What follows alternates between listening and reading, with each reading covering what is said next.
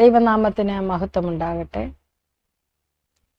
വീണ്ടും ഒരു പ്രഭാതകാലത്തിൽ കർത്താവിൻ്റെ തിരുവചനങ്ങളെ കുറിച്ച് അല്പമായി ചിന്തിച്ച് ഈ മന്നയായിട്ട് ലഭിക്കുന്ന വചനങ്ങളെ നമ്മൾക്ക് ധ്യാനിക്കാം. ഇന്ന് 37-ാം അധ്യായം അതിൻ്റെ 21-ാമത്തെ വചനം ഇപ്രകാരമാണ് വായിക്കുന്നത്. നീ എൻ്റെ ജനത്തോടെ പറയേണ്ടത്, യഹോവയായ കർത്താവ് ഇപ്രകാരം അരുളിച്ചെയ്യുന്നു, ഞാൻ ഇസ്രായേൽ മക്കളെ അവർ ചെന്ന് ചേർന്നിരിക്കുന്ന ജാതികളുടെ ഇടയിൽ നിന്ന് കൂട്ടി 4 പുറത്തു നിന്നും സ്വരൂപിച്ച് സ്വദേശത്തേക്ക് കൊണ്ടുപോകും. ഞാൻ അവരെ ദേശത്ത് ഇസ്രായേൽ പർവ്വതങ്ങളെ തന്നെ ഏകജാതിയാക്കും. ദൈവത്തിന് സ്തോത്രം. ഏകജാതിയാക്കും എന്നുള്ളതായ ഒരു തിരുവചനം യെഹെസ്കേൽ പ്രവാചകൻ പ്രവചനത്തിലൂടെ പറയുമ്പോൾ ഈ പ്രവചന നിവർത്തിക്ക് വേണ്ടിയാണ് നാം ഈ കാലഘട്ടങ്ങളിൽ വാഞ്ചിക്കുന്നത്. അപ്പോസ്തലനായ പൗലോസ് എഫെസ്യർക്ക് എഴുതിയ ലേഖനം അതിൻ്റെ 3-ാം അധ്യായത്തിൽ പറയുന്നത്, പിന്നെയും ഞാൻ നിങ്ങളോട് പറയുന്നു, സ്വർഗത്തിലുള്ളതും ഭൂമിയിലുള്ളതും ഒന്നാക്കുവാൻ കർത്താവായ യേശു ക്രിസ്തു നമുക്കായിട്ട് ഭൂമിയിൽ വന്നു, തൻ്റെ ജീവനെ തന്നു, പുനരുദ്ധാനം ചെയ്തു, സ്വർഗാരോഹണം ചെയ്തു, പോയതുപോലെ തിരികെ വരുമെന്ന് വാഗ്ദത്തം നൽകി തന്നിരിക്കുകയാണ്. ആ പ്രത്യാശയാണ് ഓരോ ദൈവ പൈതലിനെയും ആഴമായിട്ട് ഈ ഭൂപരപ്പിലെ പ്രതികൂലങ്ങളിൽ ജീവിക്കുവാൻ പ്രേരിപ്പിക്കുന്ന ശക്തി എന്ന് പറയുന്നത്. ഇവിടെ യെഹെസ്കേൽ പ്രവാചകൻ ടെൽ അബീബ് എന്ന് പറയുന്നതായ ബാബിലോൺ സ്ഥലത്ത് ഒരു പ്രവാസിയായി കഴിയുമ്പോൾ തന്നെ പ്രവാചകനാക്കിയിരിക്കുന്നു എന്ന് മറ്റുള്ളവർ അറിഞ്ഞിരിക്കെ ദൈവത്തിന്റെ ഒരു പ്രവചനം ആ സ്വജാതിക്കാർക്ക് പകരുവാൻ തക്കവണ്ണം നൽകിക്കൊടുത്തിരിക്കുന്ന ഒരു വേദവചനമാണ് ഞാൻ നിങ്ങളുമായി പങ്കുവെച്ച് വായിച്ചത്.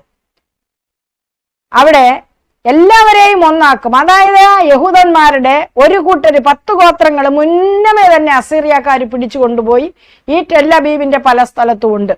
എന്നാൽ പിന്നീട് ബാബിലോൺ രാജാവായ നെബൂഖദ്നേസർ വന്ന് രണ്ടാമത്തെ പ്രാവശ്യം, ആദ്യത്തെ പ്രാവശ്യം യഹോയാക്കീമിന്റെ കാലത്ത് യഹോയാക്കീൻ രാജാവിന്റെ 4-ാം ആണ്ടിൽ, പിന്നീട് യഹോയാച്ചിന്, പിന്നീടാണ് ലാസ്റ്റിൽ സിദക്കിയാവ്. ഇങ്ങനെ 3 ഭാഗമായിട്ടാണ് പിന്നീട് ബാബിലോണിയർ ഇസ്രായേലിനെ ആക്രമിക്കുന്നത്. എന്നാൽ രണ്ടാമത് പിടിച്ചുകൊണ്ട് പോകുന്ന സന്ദർഭത്തിൽ പോയ ആളായിരുന്നു യെഹെസ്കേൽ പ്രവാചകൻ.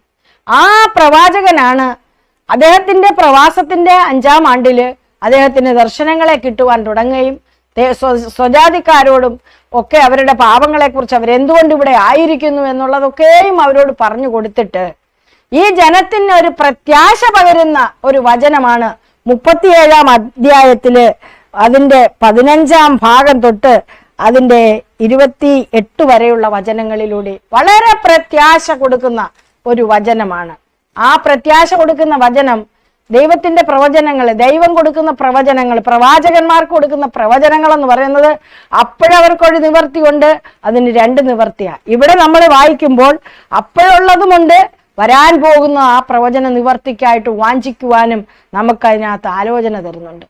പിന്നെയും ഒന്നായി തീരുന്ന അനുഭവം ഉണ്ടാകും എന്ന് പറയുമ്പോൾ ഇസ്രായേൽ മക്കളുടെ ഹൃദയത്തില് യഹൂദന്മാരെ മാത്രമേ ദൈവത്തിന്റെ കുഞ്ഞുങ്ങളായിട്ട് ചേർക്കപ്പെടുകയുള്ളൂ എന്ന് പഠിപ്പിച്ചിരിക്കുന്ന കള്ളപ്രവാചകന്മാരുടെ ആ കള്ളപ്രവചനത്തെ തകിടം മറിക്കുവാൻ തക്കവണ്ണം ദൈവം അദ്ദേഹത്തിന് കാണിച്ചു കൊടുത്തതായ ഒരു ദർശനമാണ്.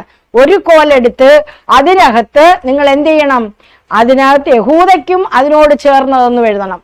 മറ്റൊരു കോലെടുത്ത് എബ്രഹാമിനും യോസഫിന്റെ മക്കൾക്കുമെന്ന് ഒന്നുകൂടെ എഴുതണം. ഈ 2 കോലിനെയും ഒരുമിച്ച് ചേർത്തുകൊണ്ട് നിന്റെ കയ്യിൽ ഇങ്ങനെ പിടിക്കുമ്പോൾ അവര് വന്ന് നിന്നോട് ചോദിക്കും, എന്താണ് ഇതിന്റെ സാരം പ്രവാചക, ഒന്ന് പറഞ്ഞു തരുമോ എന്ന് ചോദിക്കുമ്പോൾ നീ അവർക്ക് പറഞ്ഞു കൊടുക്കേണ്ട വചനങ്ങൾ ഇങ്ങനെയാണ്. ദൈവം എന്താകാൻ പോവുകയാണ്? എല്ലാം ഒന്നാക്കാൻ പോവുകയാണ്. ചേറിപ്പോയതിനെല്ലാം ശേഖരിച്ച് ഒന്നായിട്ട് കൊണ്ടുവന്ന് ദാവീദിന്റെ സന്തതി പ്രഭുവായവന് മേയ്ക്കുവാൻ തക്കവണ്ണം, അവരോട് കൂടെ ഇരിക്കുവാൻ തക്കവണ്ണം, അധികാരം കൊടുക്കുവാൻ തക്കവണ്ണം ദൈവം ആഗ്രഹിക്കുന്നു എന്ന പ്രവചനം അവർക്ക് കൊടുക്കുവാൻ തക്കവണ്ണം പറയുമ്പോൾ അതിന്റെ 28-ാം വാക്യത്തിൽ ഇപ്രകാരം പറയുകയാണ്. അവർക്ക് പ്രത്യാശ കൊടുക്കുന്ന വചനം, എന്റെ വിശുദ്ധ മന്ദിരം സദാകാലത്തേക്കും അവരുടെ നടുവിൽ ഇരിക്കും. അപ്പോഴാണ് നമുക്ക് മനസ്സിലാവുന്ന ദൈവം പറഞ്ഞ വാഗ്ദത്തങ്ങൾക്ക് എത്ര സത്യമായി വന്നു. വിശുദ്ധ മന്ദിരം അവരുടെ നടുവിൽ ഇരിക്കുമെന്ന് പറയുമ്പോഴത്തേന് മരുഭൂമിയിൽ മോശയ്ക്ക് അതിന്റെ മാതൃക കാണിച്ചു കൊടുത്തു. ഒരു സമാഗമന കൂടാരം അവരുടെ മധ്യത്തിൽ വാർക്കുവാൻ തക്കവണ്ണം. അതേ അനുഭവമാണ് വീണ്ടെടുക്കപ്പെട്ട ദൈവജനത്തിന് കർത്താവായ യേശു ക്രിസ്തു ഒരു വിശുദ്ധ മന്ദിരമായി പകലും രാത്രിയും ഇല്ലാത്ത ഒരു അനുഭവമാക്കി തീർക്കുവാൻ തക്കവണ്ണം പോകുന്നത്. അവിടെ പോവുക, അവിടെ ആയി തീരുക, ആ ഒരു സന്തോഷം പ്രാപിക്കുക എന്നതായിരിക്കണം നമുക്കുണ്ടായിരിക്കേണ്ട ഏക ചിന്ത. ഇസ്രായേൽ മക്കൾക്ക് ഞാൻ രക്ഷപ്പെടുമെന്ന് വ്യക്തിപരമായ ആ ചിന്ത അവരെ ഭരിച്ച് യഹൂദം മാത്രമേ രക്ഷപ്പെടുകയുള്ളെന്ന് ഇന്നും പഠിപ്പിക്കുന്നതായ ധാരാളം പേരുണ്ട്. എന്നാൽ കർത്താവിന്റെ വചനം അപ്പോസ്തലനായ പൗലോസിലൂടെ നമുക്ക് തരുന്നത് കർത്താവിലായിരിക്കുന്ന ഒരു കുഞ്ഞിന് അവിടുത്തെ മുൻപിൽ യഹൂദനെന്നോ യവനനെന്നല്ല, ബർബരനെന്നോ ശകനനോ എന്നില്ല, ആണെന്നോ പെണ്ണെന്നോ ഇല്ല, ക്രിസ്തുവിൽ ഒന്നായി തീർക്കും.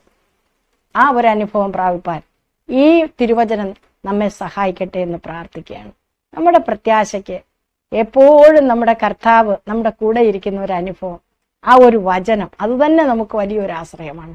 ആ ആശ്രയം നമുക്ക് ഓരോ നിമിഷവും പുതുക്കുവാൻ ദൈവം നമ്മളെ സഹായിക്കട്ടെ പ്രിയപ്പെട്ടവരെ. അതിനായിട്ട് നമ്മെ തമ്പുരാന്റെ പാദപീഠത്തിൽ സമർപ്പിക്കാം, പ്രാർത്ഥിക്കാം. കരുണയുള്ള ദൈവമേ, സ്വർഗീയ പിതാവേ, അവിടുന്ന് സകലത്തെയും ഒന്നാക്കുന്ന ആ സുദിനത്തിനായി വാഞ്ചിച്ച്, അതിനായിട്ട് പ്രത്യാശിച്ച്, അതിനായിട്ട് ഇവിടെ അവിടുത്തെ ചട്ടങ്ങളും കൽപ്പനകളും അവിടുത്തെ മാതൃകകളും പിന്തുടരുവാൻ കർത്താവ് തന്നിരിക്കുന്ന വചനം ആഴമായി ഞങ്ങളുടെ ഹൃദയത്തിൽ രൂഢമൂലമാകുവാൻ അവിടുന്ന് ഞങ്ങളെ അനുഗ്രഹിക്കണമേ നാഥ. ഈ പ്രഭാതത്തിൽ അതിശക്തമായ വചനമായിട്ട് അത് ഞങ്ങളുടെ ഹൃദയത്തിൽ ഏറ്റെടുക്കുവാൻ ഞങ്ങളെ സഹായിക്കണമേ. സകല ബലഹീനതകളെയും കവിയുന്ന ആ ദൈവശക്തി അടിയങ്ങൾക്ക് തരുമാറാകണമേ എന്ന് പ്രാർത്ഥിക്കുന്നു. കൃപയുടെ മറവിൽ മറച്ചുകൊള്ളണം, വരവിനായിട്ട് ഒരുക്കണം, മാനവും മഹത്വം എടുക്കണം, യേശുവിൻ്റെ പൊന്നുനാമത്തിൽ തന്നെ. ആമേൻ. നല്ലൊരു ദിവസം എല്ലാവർക്കും ആശംസിക്കുന്നു. ദൈവം നമ്മെ അനുഗ്രഹിക്കട്ടെ. ആമേൻ.